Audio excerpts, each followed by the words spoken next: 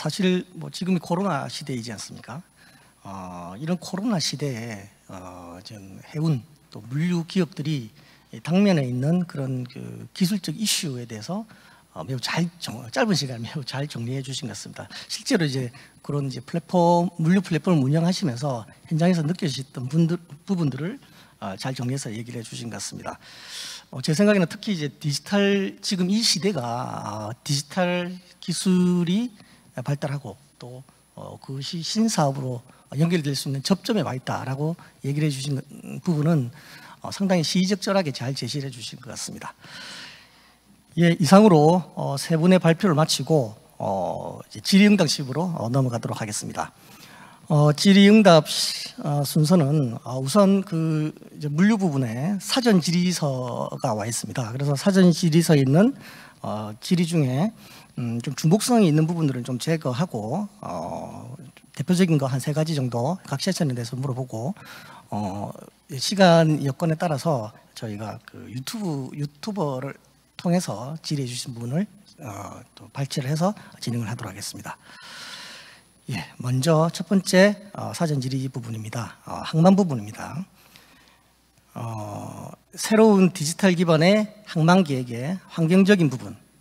그러니까 이제 이 환경적인 부분은 아마 오염이나 이런 걸 얘기하시는 것 같습니다. 그래서 기름이나 뭐 부유물 이런 오염 물질들에 대한 관리 계획도 가지고 계신지 물어봤습니다. 항만 부분이니까 이거는 그 부산 항만공사의 연정음 실장님께서 좀 부탁드리겠습니다. 네, 부산 항만공사 물류연구실장 연정음입니다. 자연재해 관련돼서 자료 수집이나 이런 거 어떻게 할 건지 이렇게 말씀하셨는데요.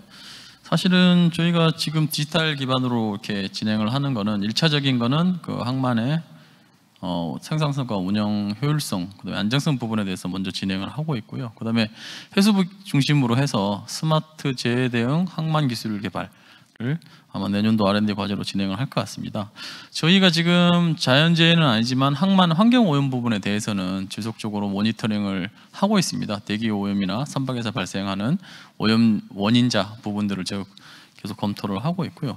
해양에 관련된 어떤 뭐 연료유에 의한 뭐 오염이라든지 그런 부분에 대해서는 저희 항만보다는 어떤 해양 경찰이나 해경 쪽에서 진행을 하고 있어서 자세히는 말씀 못 드리겠지만 아마 지금 현존하는 IoT 센서 기술이나 그다음에 위성이나 드론으로 활용한 영상 정보들을 이용해서 지속적으로 모니터링을 한다면 그 부분에 대해서도 디지털로 관리가 충분히 가능할 걸로 그렇게 생각이 됩니다. 예, 감사합니다. 그럼 다음 질문입니다. 예, 자율운항 선박 부분이네요. 이 부분은 이제 자주 얘기가 나오는 부분인데요. 자율운항 선박이 도입될 시 이런 해상 보험이나 거래 당사자들 간의 화물 손상, 뭐 사람이 없으니까 이 부분 책임 소재가 일어나지 않겠습니까? 그런 그 화물 손상에 대한 우려가 있는데 뭐 향후에 어떻게 대응하는 것이 바람직한지 그 동향이 궁금합니다라고 이제 질문해 주셨습니다. 이 부분은 김 교수님께 말씀을 좀 요청드리겠습니다. 네, 세종대 김세원입니다. 우선 자율운항 선박 같은 경우에는 별도의 그 해상 보험이 상품이 개발이 되어야 되고요. 그에 따른 연구 개발이 필요합니다. 유럽 같은 경우에는 악사 인슈런스가 관련 해당 연구를 진행한 경우가 있고요. 국내 같은 경우에는 이제 보통 이제 자율운항 선박 같은 경우에도 바로 도입되기보다는 테스트 기간을 거치는데 테스트 기간을 위한 보험 상품과 그리고 실제 테스트가 끝난 후에 물류 서플라이 체인에 진입을 했을 때 보험 체계에 이렇게 2가지 상품이 필요하고요.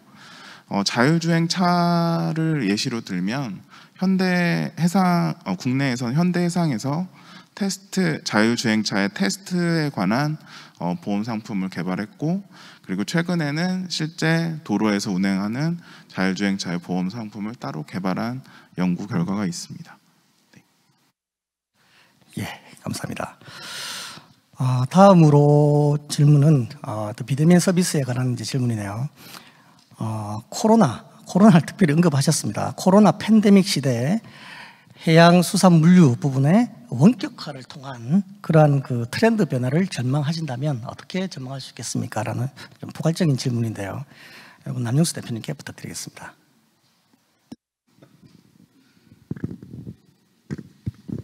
예, 안녕하십니까. 밸류링크의 남영수입니다. 너무 넓은 질문을 하셔가지고요. 코로나랑 팬데믹이 아니어도 리모트 컨트롤에 대한 변화는 벌써 나타나고 있었고요. 그게 아까 말씀드린 대로 결국 4차 산업혁명이라든지 그다음에 디지털 전환이라는 것 자체가 그런 형태로 해가지고 무인화라든지 자동화를 추구를 하고 있었기 때문에 나타나고 있는 변화라고 생각이 되고, 거기다 팬데믹 자체는 그 속도를 오전에도 아마 최재형 교수님께서 말씀을 하시는 것 같은데 그 속도 자체를 굉장히 빠르게 이제 변화를 시켰다라고 생각이 듭니다. 다만 이제 어느 조사를 보니까 그러면 이후에 왜 팬데믹이 끝나고 나면 예전과 같이 오프라인에서 계속적으로 구매를 하거나 사용을 하시던 걸 계속 지속하시겠냐라고 이제 질문했더니 약 60% 전 연령대에서 60% 이상의 분들이 향후에도 온라인에서 거래하는 걸 계속 하겠습니다라고 이제 회신을 했다라고 하더라고요.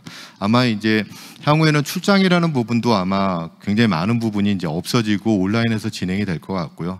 그 다음에 뭐 생활이라는 것에서도 이제 온라인을 통해서 하는 생활들이 당연히 뭐 구매라든지 이런 것들, 그 다음에 영화를 본다든지, 그 다음에 음악을 듣는다든지 이런 것들이 온라인에서 많이 진행이 될 것 같습니다. 일단 물류 역시도 그런 추세에 이제 같이 부응을 해서 아까 이제 잠깐 마지막에 설명을 드린 것처럼 결국은 예전에는 오프라인 중심에서 거래가 이루어지고 세일즈 랩을 만나지 않으면 사실은 거래가 이루어지지 못하던 상황 자체가 이제 온라인으로 전환이 되고 있는 그런 과정들이 물려서도 나타나고 있기 때문에 이런 것들이 이제 현재 뭐 한국 자체는 온라인에서 거래률이 거의 0%거든요.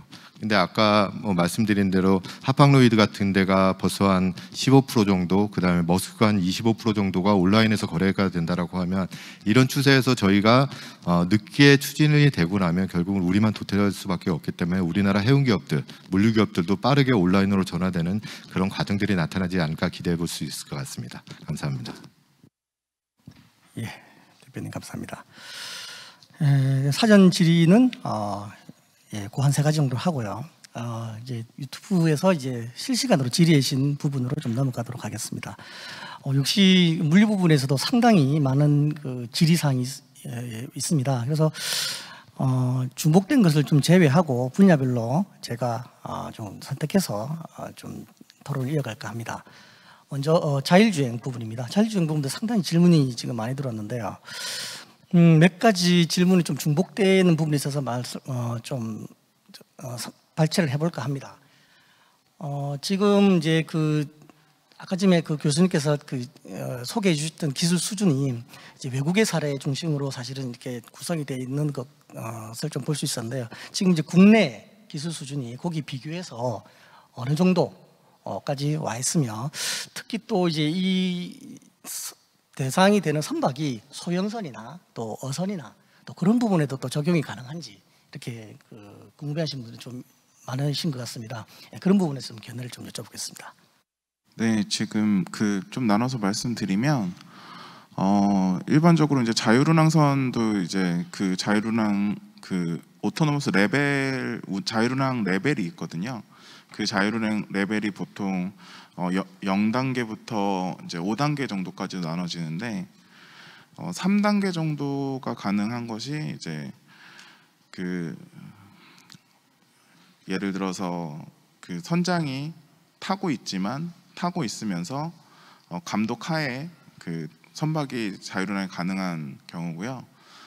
오토노머스 레벨 5 정도까지 가면 선장 없이도 완전 자율운항이 가능한 정도입니다. 그래서 이제 국내 수준은 오토노머스 레벨 3 정도 수준이라고 보시면 되고요. 해외 이제 선두 기업 같은 경우에 오토노머스 레벨 5 정도로 지금 생각이 되고 있습니다. 그리고 이제 소형선의 경우에 더 어렵냐라는 말씀하셨는데, 자율운항선의 경우에는 소형선 개발이 더욱 쉽고요.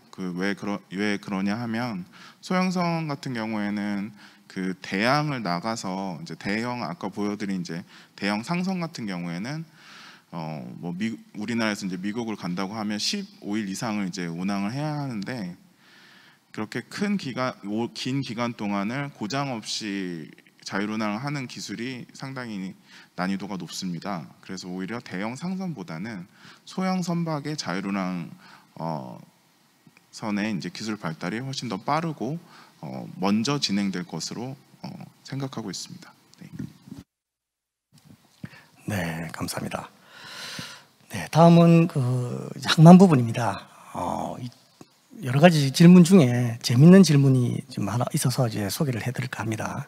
사실 이 부분은 이제 부산항, 부산항이 상당히 그 글로벌 항만이지 않습니까? 부산항을 얘기할 때 항상 주변 국가의 관계를 연구자들도 그렇고 언론에서도 많이 이제 다루고 있습니다. 그래서 이런 디지털 항, 부산항이 디지털 항으로 진전되었을 때 주변이라 하면 주로 이제 중국이나 싱가포르를 이제 의미하는 것 같습니다.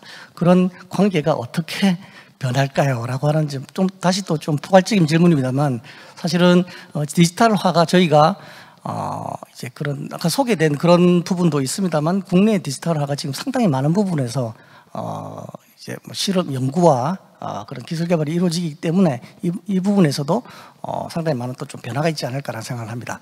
이거는 연 시장님께 부탁 좀 드리겠습니다. 예, 굉장히 좀 어렵고 복잡한 질문을 해주셨는데요. 이거 디지털 전환,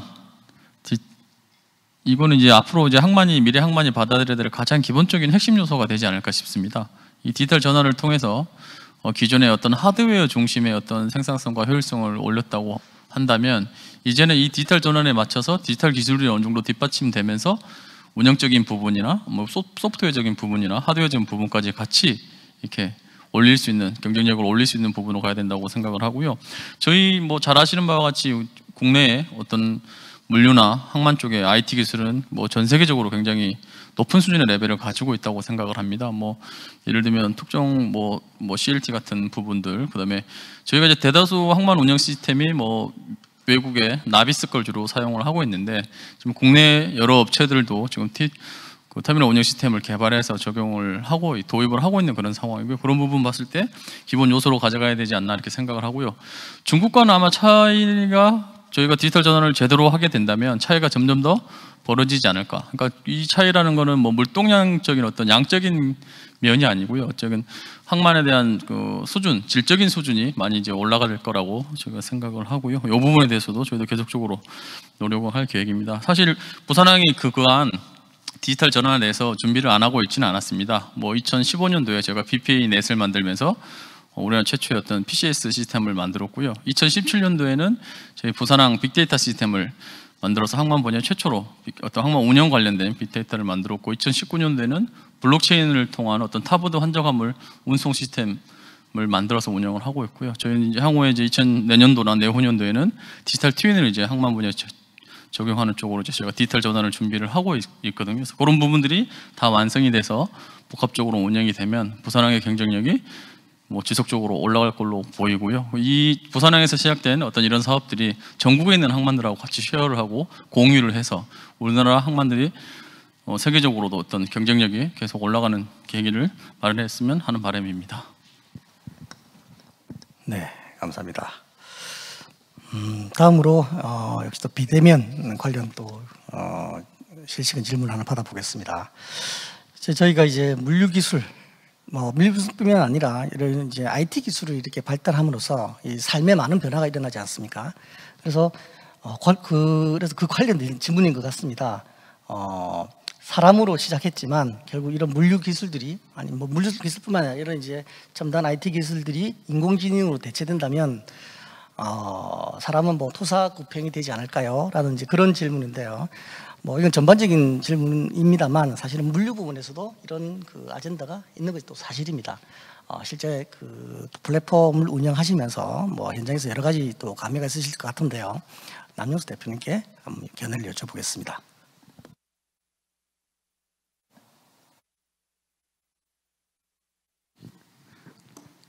예, 제가 방금 말씀을 잠깐 못 들어서 가지고 일자리 부분요. 굉장히 많은 부분들이 그런 걱정을 되게 많이 하시는데 저희 회사가 3년 된 스타트업입니다. 3년 된 스타트업이고요. 처음에 첫 해 이제 10명이 됐는데 올해까지 거의 한 80명 정도 직원들하고 같이 근무를 할 예정입니다. 결국은 뭐냐면 일자리 자체는 만드는 방법이 어떻게 하냐에 따라 가지고 다르게 만들어질 것 같고요. 저희는 또 국제물류 플랫폼 기업입니다. 그러다 보니까 이제 플랫폼 기업이 굉장히 일자리 자체를 안 좋은 형태로 운영을 하는, 그다음에 또 이제 파트타임 형태로 운영을 하는 형태로 간다라고 이제 여러분들이 오해를 하시는데, 그럼 플랫폼을 잘 이해를 못하고 운영 방식을 제대로 못하시는 분들이고요. 저희만 하더라도 제가 이제 뭐 자료에서 이제 소개를 못했지만 저희 회사만 하더라도 국제물류와 관련된 8가지 트레이딩을 가지고 있고요. 그 다음에 디지털 관련된 전환기술 아까 소개해드린 것들을 다 저희 플랫폼 안에 올리고 있습니다. 근데 재미난 것은 저희 회사의 모든 서비스는 무료입니다. 국제물류를 하시는 모든 분들이 트레이딩을 하시거나 판매를 하시거나 구매를 하시거나 거기서 데이터를 받으시거나 아니면 RPA 기술을 받으시거나 정보를 받으시거나 무료로 만들고 있고요. 그 무료로 만드는 것 자체를 통해 가지고 우리나라 물류 산업들의 경쟁력이 상승될 수 있도록 그렇게 하는데 공헌하고자 저희가 하고 있습니다. 그러다 보니까 저희 회사의 전략을 조금 어려운 용어로 슈퍼플루드 전략, 초디지털 전략이라고 설명을 하고 있는데, 그걸 통해서 저희 자체는 일자리를 창출하고 있는 기업이라고 설명을 드릴 수가 있고요. 결국 뭐냐면 잘못 이용하느냐, 잘 이용하느냐, 어떻게 이용하느냐에 따라 가지고 일자리가 좋아지냐, 나빠지냐의 차이가 있습니다. 또 하나의 이제 고민하셔야 될 부분은 기존에 있던 일자리가 그러면 계속 진행이 될 거냐, 유지가 될 거냐, 그 부분은 전혀 아닐 것 같습니다. 그래서 디지털로 전환이 되면 기존의 아날로그적, 오프라인 쪽에서 업무하시는 분들은 시프팅이 발생을 할 수밖에 없고요. 온라인에서 디지털 거래가 일어나다 보니까 제일 많이 이제 반감하시는 분들이 영업사원들이시고요. DT를 하다 보니까 제일 반감하시는 분이 IT 하시는 분들입니다. 왜냐하면 새로운 기술이어서. 그래서 그분들에 대해 가지고 반감을 가진다 해가지고 벼르들 것이 아니라 사전에 그렇게 전환이 되는 과정 중에서 그분들에 대해서 설득하는 과정, 그 다음에 그분들을 재배치할 수 있게 교육하는 과정을 통해 가지고 그분들이 예전의 경험과 노하우를 가지고 더 많은 일들을 하는데 재투입을 하는 그런 과정을 통해 가지고 일자리가 마이너스가 아니라 플러스, 특히나 국제물류라고 하면은 도메스틱적인 비즈니스를 하는 게 아니기 때문에 국제와 경쟁해 나가면서 저희들의 포션을 넓혀 나가면 예전보다는 훨씬 더 넓은 일자리들을 창출하는데 기여하지 않을까 그렇게 생각이 됩니다. 네, 감사합니다. 시간 관계상 더 이상 이제 그 질문을 발치하지 않고 저도 질문을 하나 좀 드리고 싶습니다. 특히 이제 오늘 좀 인상적이게 받았던 것이 이제 항만 쪽 부분인데요. 그 항만 쪽 부분에서 물류 기술을 국산화를 해서 지역의 국내 이제 제조업 부분을 리드하는 그런 개념을 얘기해 주셨는데 상당히 차별화되고 새로운 시도라고 저는 인상 깊게 좀 들었습니다. 그 부분에 대해서 향후 지금 진행되는 것 그리고 향후 전망에 대해서 간단하게 좀 얘기를 해주시면 좋겠습니다. 네, 저희가 바라보는 항만은 어떤 종합적인 기술이 모여있는 장소다 이렇게 봅니다. 예를 들어서 항만을 건설을 하게 되면 건설 쪽에 토목이나 건축이 들어가고요. 거기에 전기가 들어가고 에너지를 소비하면서 화학이나 전기, 전자, 그다음 IT, 에너지까지, 스마트 그리드에서 에너지까지 다 들어가는 곳인데요. 특히 사람과 화물, 그다음에 선박 이렇게, 그다음에 장비들이 이렇게 공존하면서 특히 또 운송 차량들까지 공존을 하는 장소이기 때문에 이 분야에 대해서 어떤 기술 개발이 굉장히 좀 중요하다고 보고요. 그 기술 개발을 할 때 예를 들어서 부산항에서 서비스를 한다는 거는 국제 무역항이기도 하지만 해외에 우리 기술을 가지고 서비스하는 그런 상황이라고 봅니다. 그래서 그 부분에 대해서 계속적으로 국산화해서 하고요. 사실은 시작된 거는 2년 전에 미중 간의 어떤 무역 갈등, 그다음에 작년에 있었던 한일 간의 무역 분쟁으로 인해서 저희가 다시 한번 항만 쪽으로 다시 되돌아보고 그럼 어느 정도 수준의 어떤 해외 기술들이 들어왔는지를 파악을 한 내용들이고요. 이 부분에 맞춰서 저희가 항만공사에서는 항만 하역장비 국산화 이렇게 해가지고 로드맵을 수립을 했습니다. 그래서 전체적으로 앞으로 개발하는 어떤 신규 어떤 터미널에 대해서는 부산항만공사가 직접 투자를 해서 국내 기업이 개발할 수 있도록 하고 그 핵심 부품에 대해서 저희가 하역장비 발주를 하면 이제 벤더 리스트라고 해서 주요 부품들끼리 리스트가 들어가는데 부품 리스트뿐만 아니라 제작 안의 기업까지 저희가 국산화 형태로 진행을 할 계획이고요. 아까 발표전에서 간단하게 말씀드렸지만 제일 중요한 핵심이 기계와 전기 파트로 저희가 나누는데 기계는 스프레더 부분, 그다음에 전기는 케이블이라고 저희는 판단을 해서 1순위로 해서 저희가 국산화를 진행을 하고 있는 거고 그 뒤에 2순위부터 한 15순위까지 계속 또 준비가 되어 있습니다. 그래서 앞으로 짧게는 5년, 길게는 10년 이렇게 앞을 내다보고 계속적으로 국내 기업과 협업을 해서 동반 성장하는 형태로 해서 기술 개발을 할 계획입니다. 네, 감사합니다. 어느덧 시간이 이제 좀 넘은 것 같습니다. 그래서 토론은 여기서 마무리를 해야 될 것 같습니다. 오늘 저희 3섹션을 뭐 간단히 요약을 해본다면 여러 발제자분께서 말씀해 주셨듯이 지금 뭐 경제 사정이 굉장히 어렵지 않습니까? 그런 경제 사정이 뭐 환경이 어렵고 하는 가운데서 저희 물류 기업들은 기술 개발 그리고 특히 그 기술 개발 중에서도 이런 IT 부분, 디지털화의 그 기술 부분이 특히 중심으로 이런 어려움을 헤쳐나가는 그런 노력들이 많이 보이는 것 같습니다. 사실은 한 2, 3년 전부터 4차 산업혁명에 여러 가지 기술들이 언급되었지 않습니까? 인공지능이라든지 플랫폼, IoT, 뭐 크라우드 여러 가지 기술들이 언급되었는데 그런 기술들이 가장 빠르게 접목이 되어서 비즈니스를 다양하게 변화시키는 것이 물류 부분이라고 생각을 합니다. 지금은 여러분도 다 느끼시겠지만 코로나 이전의 방식으로는 이제는 도저히 살아나갈 수 없는 그런 시대까지 온 것 같습니다. 안팎으로 어려운 시기입니다만 시민 여러분도 그렇고 저희 산업계 여러분들도 그렇고 위기를 기회 삼아서 잘 헤쳐나가시기를 바랍니다. 오늘 물류 분야 3섹션은 여기서 마치겠습니다. 발표해 주신 부분 그리고 유튜브로 참여해 주신 모든 분께 이 자리를 빌어 감사를 드리겠습니다. 감사합니다.